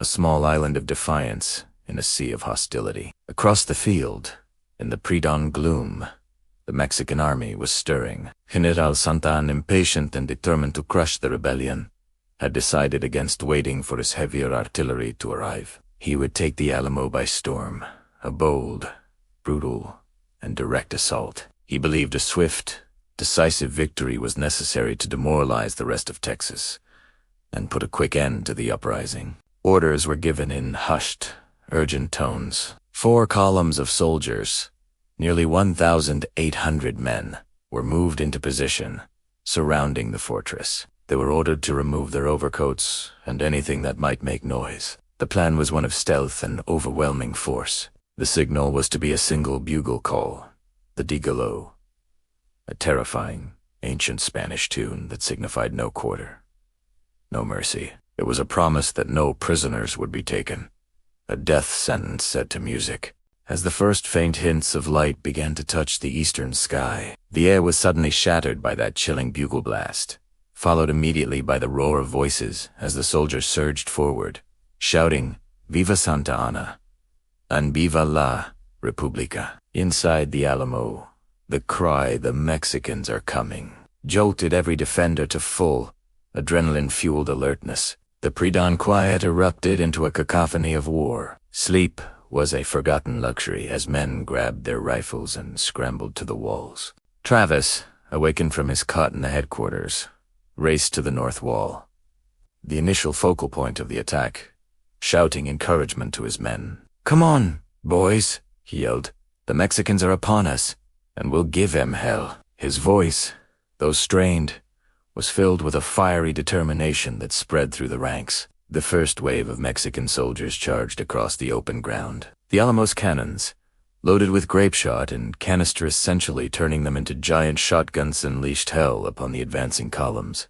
The effect was devastating. The tightly packed ranks of soldiers were torn apart, with huge gaps ripped open by the flying metal. The defenders' long rifles, manned by expert marksmen, picked off officers and soldiers with deadly accuracy. The initial assault faltered under the sheer volume and precision of the Texan fire. The attackers recoiled, leaving the ground littered with their fallen comrades.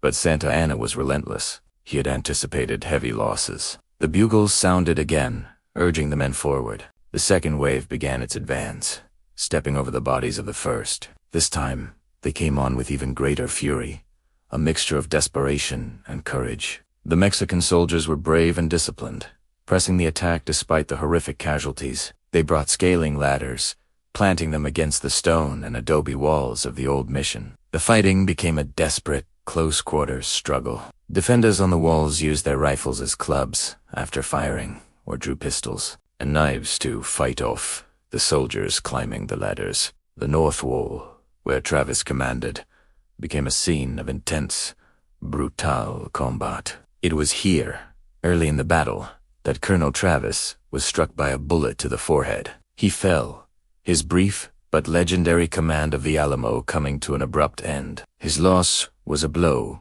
but in the chaos of the fight, the men fought on, leaderless, but not without purpose. On the south side of the compound, Colonel Juan Morales' column was also repulsed, but they cleverly swung eastward to join the assault on the weakest point of the fortress.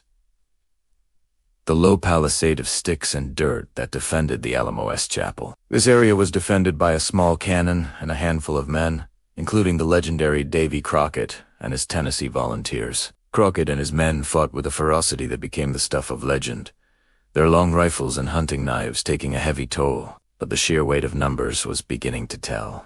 The third wave was the decisive one. Santa Anna committed his reserves, and fresh troops poured into the gaps, overwhelming the exhausted defenders. The Mexican columns converged, and peacetime they succeeded in breaching the walls in several places. The first to break through was General Cos's column at the northwest corner. Once the first few soldiers were over the top, the defensive line was compromised.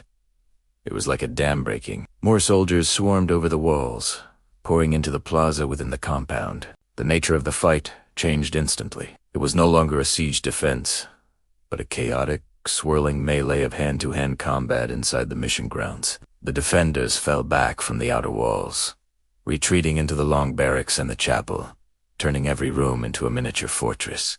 The fighting moved from open ground to dark, confined spaces. Doors were barricaded, and shots were fired through loopholes carved into the thick stone walls.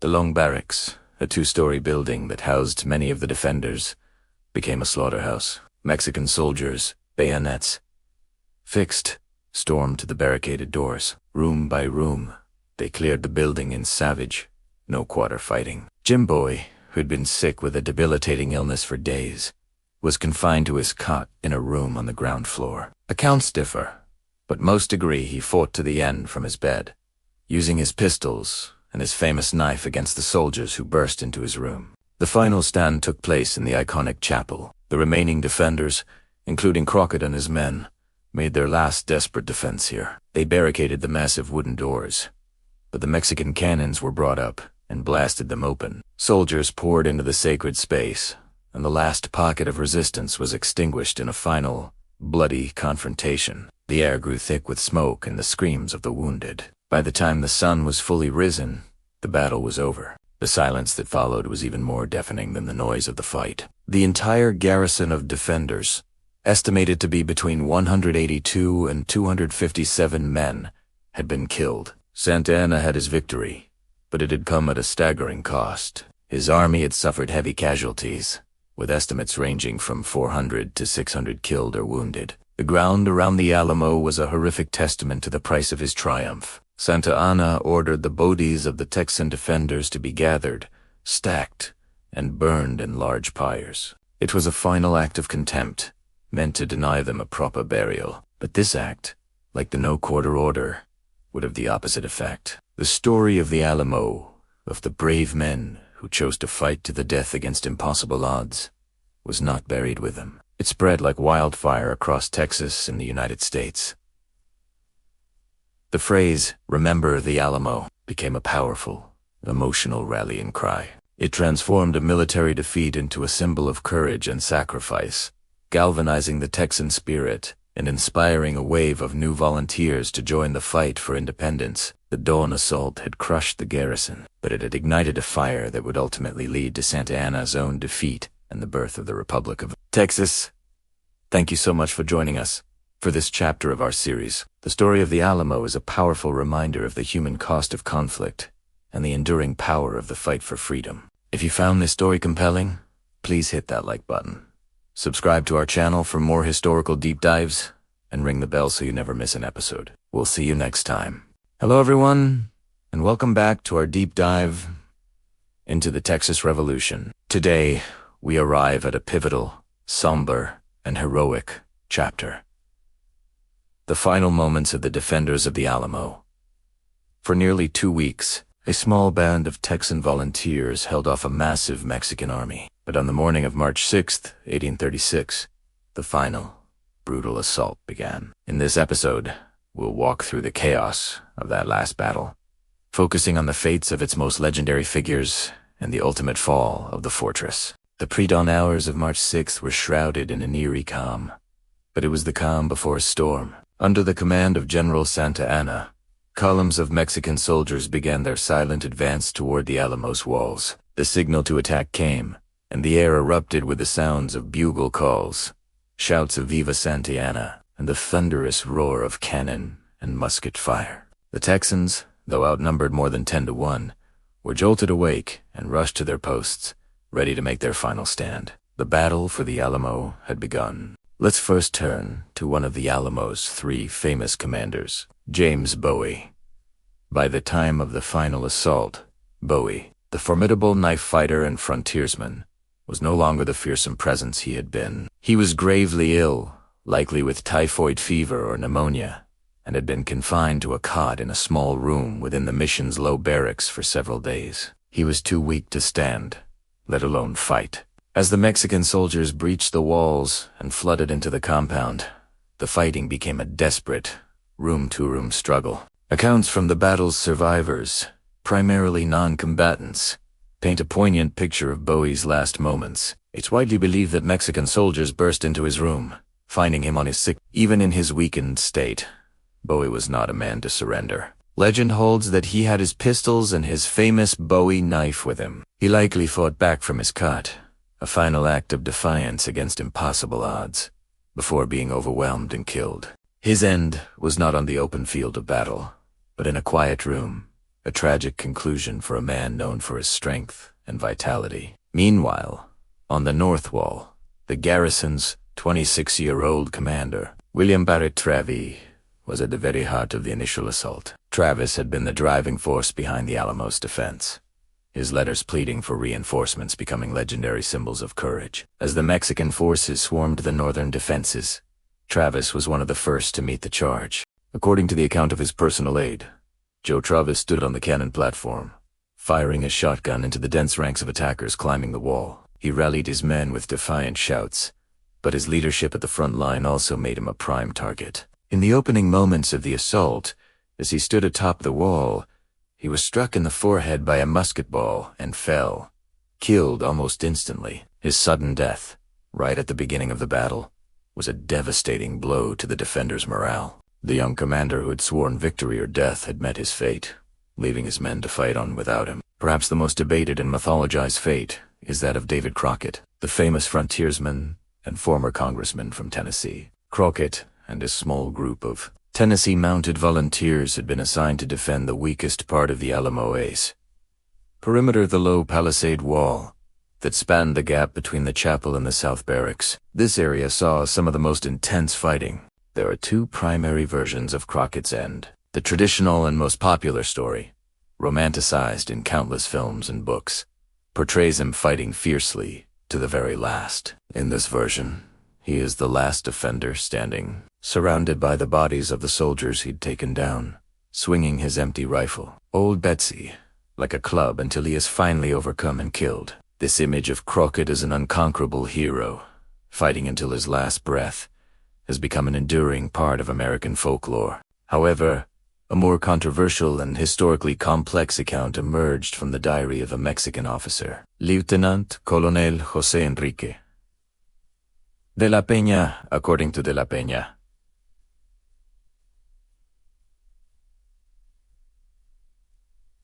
Crockett was not killed in the heat of battle. Instead, he was one of a handful of defenders, perhaps.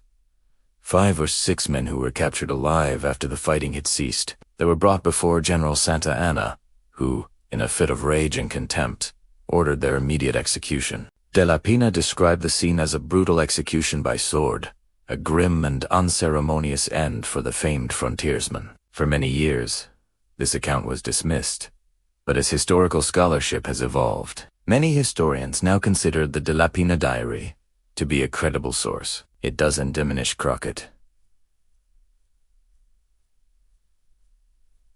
Crockett's bravery, he still fought valiantly, but it paints a more brutal and less romanticized picture of the battle-less aftermath. Whether he died swinging his rifle or was executed after surrendering, Crockett's stand at the Alamo solidified his status as a legendary American hero. The debate over his final moments continues to this day, a testament to his oversized place in history. With Travis dead, Bowie confined to his bed, and Crockett's position overwhelmed, the Alamo's defenses crumbled quickly. The Mexican soldiers poured into the plaza from all sides. The fighting descended into chaos, with small pockets of defenders making their last stands in the barracks and the chapel. The long barracks, in particular, became a slaughterhouse. The Texans, now out of time to reload, used their muskets as clubs and fought with knives and fists in a brutal hand-to-hand struggle. The last major pocket of resistance was in the Alamo Chapel. Here, the remaining defenders, including the artillerymen commanded by Almer Dickinson, made a final stand. They tried to fire a cannon from within the church, but the attackers swarmed the entrance, silencing them for good. Within an hour of the first assault, the fighting was over. The silence that fell over the Alamo was broken only by the cries of the wounded and the orders of the victorious Mexican officers. By sunrise, the battle was done. All 189 known defenders of the Alamo had been killed. Santa Anna, wanting to make a grim statement, ordered that the bodies of the Texan defenders be gathered, stacked, and burned in large funeral pyres. He spared only a few non-combatants, mostly women, children, and the enslaved, including Susanna Dickinson and Travis's aide, Joe. They were sent to the Texan camp at Gonzales to spread the word of the Alamo's fall and deliver Santa Anna's message. The same fate awaited all who opposed him, but Santa Anna's plan backfired spectacularly. Instead of terrorizing the Texans into submission, the story of the Alamo's fall ignited a firestorm of outrage and a thirst for revenge. Remember the Alamo became a powerful, unifying battle cry. Men from across Texas and the United States flocked to join the Texan army, led by Sam Houston. The desire to avenge the deaths of Bowie, Travis, Crockett, and all the defenders of the Alamo fueled their resolve. Just 6 weeks later, on April 21st, 1836, at the Battle of San Jacinto, the Texan army, shouting "Remember the Alamo," launched a surprise attack on Santa Anna's forces. The battle was a stunning and decisive victory for the Texans, securing Texas's independence. The sacrifice of the men at the Alamo had not been in vain. Their last stand, though a military defeat, became the ultimate symbol of courage and sacrifice, paving the way for the birth of the Republic of Texas.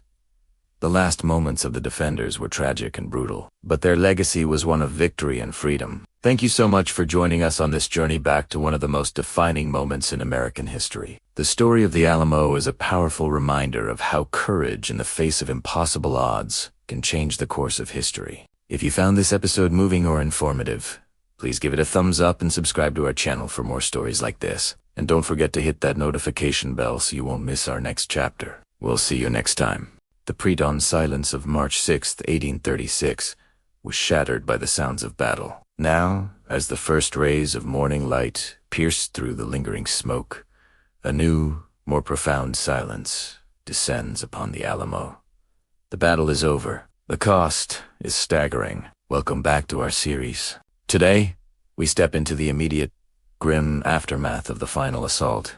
a moment that would forever change the course of Texas history. Inside the walls of the old mission, the scene is one of devastation. The fierce, hour-long struggle has come to a close, and for the Texian defenders, the outcome is nearly absolute. Almost every man who had taken up arms within these walls now lies where he fell. Legends like William Barrett Travis, found near the North Wall Cannon, James Bowie, who fought from his sick, and Davy Crockett, surrounded by the fallen soldiers he took with him all, have become martyrs to their cause. The garrison, numbering around 200, has been almost entirely wiped out. Yet, amid this total destruction, a handful of lives were spared. Santa Anna, in a calculated move, allowed a small number of non-combatants to live. Susanna Dickinson, wife of artillery captain Almaran Dickinson, was one of them. Huddled in the sacristy of the chapel with her infant daughter Angelina, she survived the ordeal. She would later become a crucial eyewitness,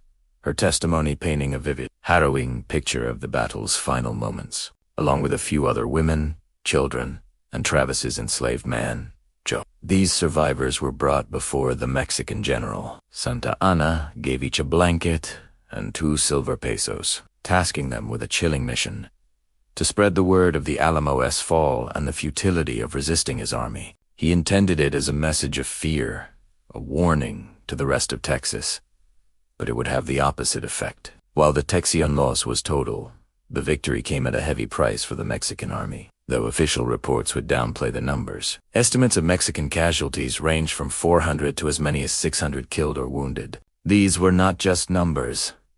They were experienced soldiers, the backbone of Santa Anna's force. The cost of taking the fortified mission was far greater than he had anticipated. The defenders had sold their lives dearly, inflicting significant damage on the invading army. The delay at Bexar and the losses sustained here would have unforeseen consequences for Santa Anna's campaign as it pushed deeper into Texas.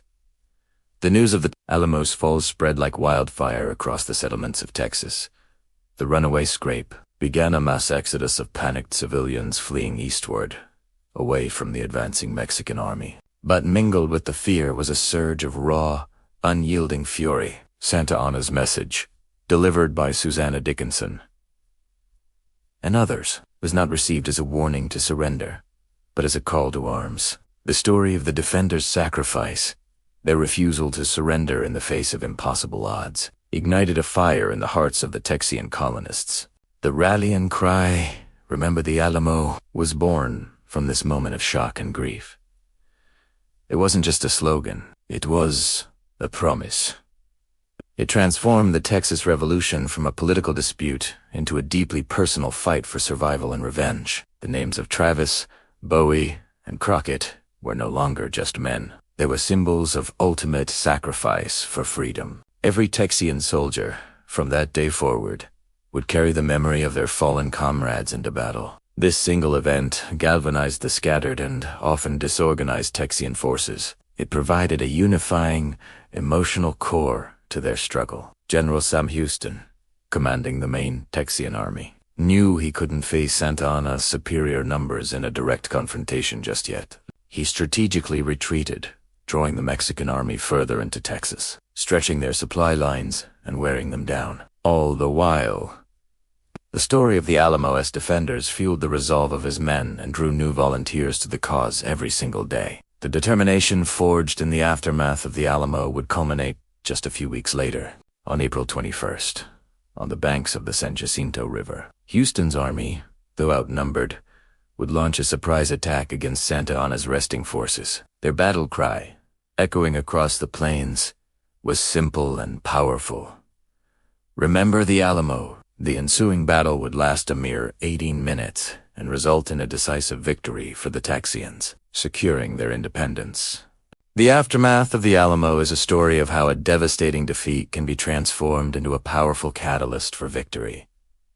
The shock and horror of the event didn't break the spirit of Texas, it forged it in fire. The sacrifice of the few inspired the many to fight on, to ensure that their comrades had not died in vain. It's a powerful lesson in how narrative and memory can shape the course of history, turning a moment of profound loss into a symbol of enduring courage and a rallying cry for freedom that resonates to this day. Thank you so much for joining us for this chapter. The story of the Alamo is a complex and powerful part of history, and we appreciate you taking the time to explore it with us. If you found this video insightful, please give it a thumbs up and consider subscribing to our channel for more deep dives into the events that shaped our world. Don't forget to hit that notification bell so you won't miss our next episode. We'll see you next time. Start a video. Hello everyone, and welcome back to our series. In the smoldering ruins of the Alamo, amidst the silence left by the cannons, a new sound began to emerge. It wasn't the sound of battle, but a whisper that would soon become a roar, a phrase that would echo through the annals of history.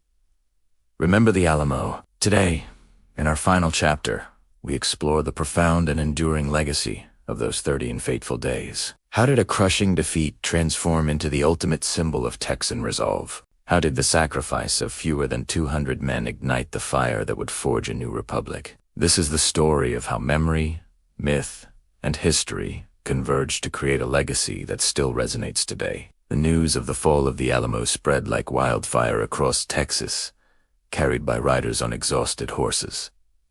The initial reaction was not inspiration, but fear. Settlers fled their homes in what became known as the Runaway Scrape, a mass exodus eastward, away from the advancing Mexican army. General Sam Houston, commander of the fledgling Texan army, was faced with a seemingly impossible task. His forces were small, disorganized, and terrified. Santa Anna's army, fresh from its victory, seemed invincible. For weeks, Houston orchestrated a strategic retreat, pulling his men further and further east, away from the enemy.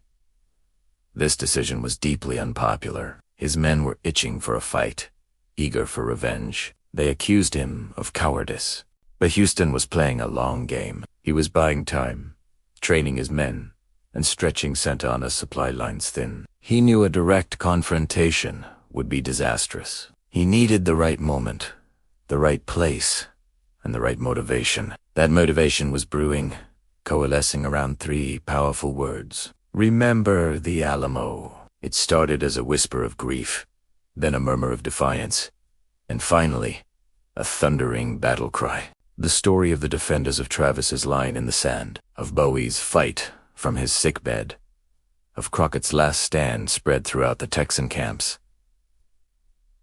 These weren't just stories of death. They were tales of incredible courage against impossible odds. The men who died at the Alamo became martyrs for the cause of liberty. Their sacrifice wasn't seen as a failure, but as the ultimate price paid for the freedom of their families and their new home. This narrative transformed the despair of defeat into a powerful thirst for vengeance and vindication. It gave the Texan soldiers a shared purpose, a sacred duty. They weren't just fighting for land anymore. They were fighting to honor the dead. They were fighting to ensure that the stand at the Alamo would not be in vain. Every step of Houston's retreat, every drill, every tense moment of waiting was now underscored by this singular, unifying thought. On April 21st, 1836, just 6 weeks after the fall of the Alamo, Sam Houston found his moment. Santa Anna, overconfident and contemptuous of the Texan forces, had divided his army and set up camp near the San Jacinto River. In a moment of supreme tactical negligence, the Mexican general allowed his troops to take a midday siesta. Houston seized the opportunity. He gathered his men, now numbering around 900. They were outnumbered, but they were fueled by a righteous fury. As they formed their lines and prepared for the attack, the cry went up, echoing across the coastal prairie. Remember the Alamo. Remember Goliad. What followed was not just a battle. It was an onslaught. The Texans stormed the Mexican camp in a chaotic, frenzied assault that lasted a mere 18 minutes. The surprise was total, the rout absolute. Hundreds of Mexican soldiers were killed, and hundreds more, including General Santa Anna himself, were recaptured. The decisive victory at San Jacinto was a direct consequence of the Alamo.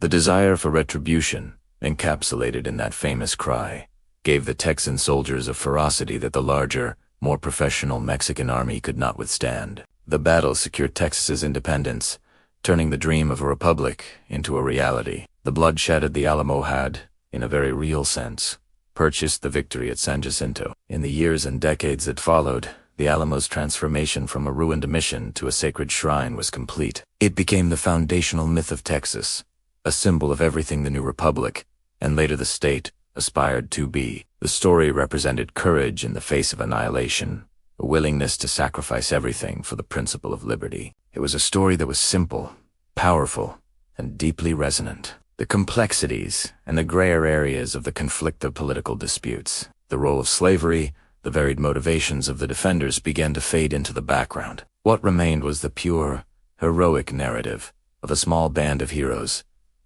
choosing death over surrender. This symbolism was so potent that it has been invoked time and again, not just in Texas, but across America. Whenever a situation calls for a last stand against overwhelming odds, the Alamo became a cultural touchstone, a shorthand for ultimate defiance and patriotism. But this is where history, memory, and myth become a fascinating, tangled braid. The Alamo we remember is often a product of this myth. For instance, the image of Davy Crockett, clad in his coonskin cap, swinging his rifle Old Betsy to the very last, is largely a creation of later stage plays, and most famously the 1950s Disney series. While Crockett undoubtedly fought and died heroically, the specifics of his final moments are lost to history. Similarly, the dramatic story of William B. Travis drawing a line in the sand with his sword, asking all who would stay and fight to cross it is a powerful piece of folklore, but it first appeared in print decades after the battle with no verifiable source from an actual survivor. Does this make the legacy less real? Not at all. It simply shows how societies create symbols to make sense of their past and define their values. The myth of the Alamo, while not always historically precise, speaks to a deeper truth about the human desire for freedom and the power of sacrifice. It's a story we tell ourselves about who we are, or at least who we aspire to be. The legacy of the Alamo, therefore, is a dual one. On one hand, it is a very real historical event. It was a tactical military defeat that, through a series of specific consequences, led directly to a strategic victory in the birth of a nation. The strategic decisions of Santa Anna and Sam Houston, the logistical realities of their armies, and the political context of the revolution are all crucial, factual parts of the story. On the other hand, the Alamo is a powerful cultural symbol, a piece of American mythology. It's a story that has been shaped and retold by poets, politicians, historians, and filmmakers, each adding a layer to its meaning. It's a testament to the idea that some things are worth dying for. It's a shrine to the concept of liberty. This blending of fact and folklore is what makes the Alamo's legacy so incredibly enduring. It allows each new generation to find its own meaning in the ruins of that old mission church, to hear their own call to courage in the echo of that cry. Remember the Alamo, and so, our journey through the story of the Alamo comes to an end. We've walked through the dusty plaza, stood on the wooden palisades, and listened to the echoes of cannon fire. We've met the commanders, the soldiers, and the civilians caught in the crucible of history. From a humble Spanish mission to a fortified garrison, and finally, to a worldwide symbol of defiance. The Alamo's story is a profound chapter in the human saga. It reminds us that history is not just a collection of dates and facts, but a story of people, their hopes, their fears, and the choices they make in the defining moments of their lives. The legacy of the Alamo is not just stone and dust. It is a timeless reminder that even in the face of certain defeat, there can be a victory of the spirit, a triumph that can inspire generations and change the course of history forever. Thank you so much for joining me on this deep dive into the history of the Alamo.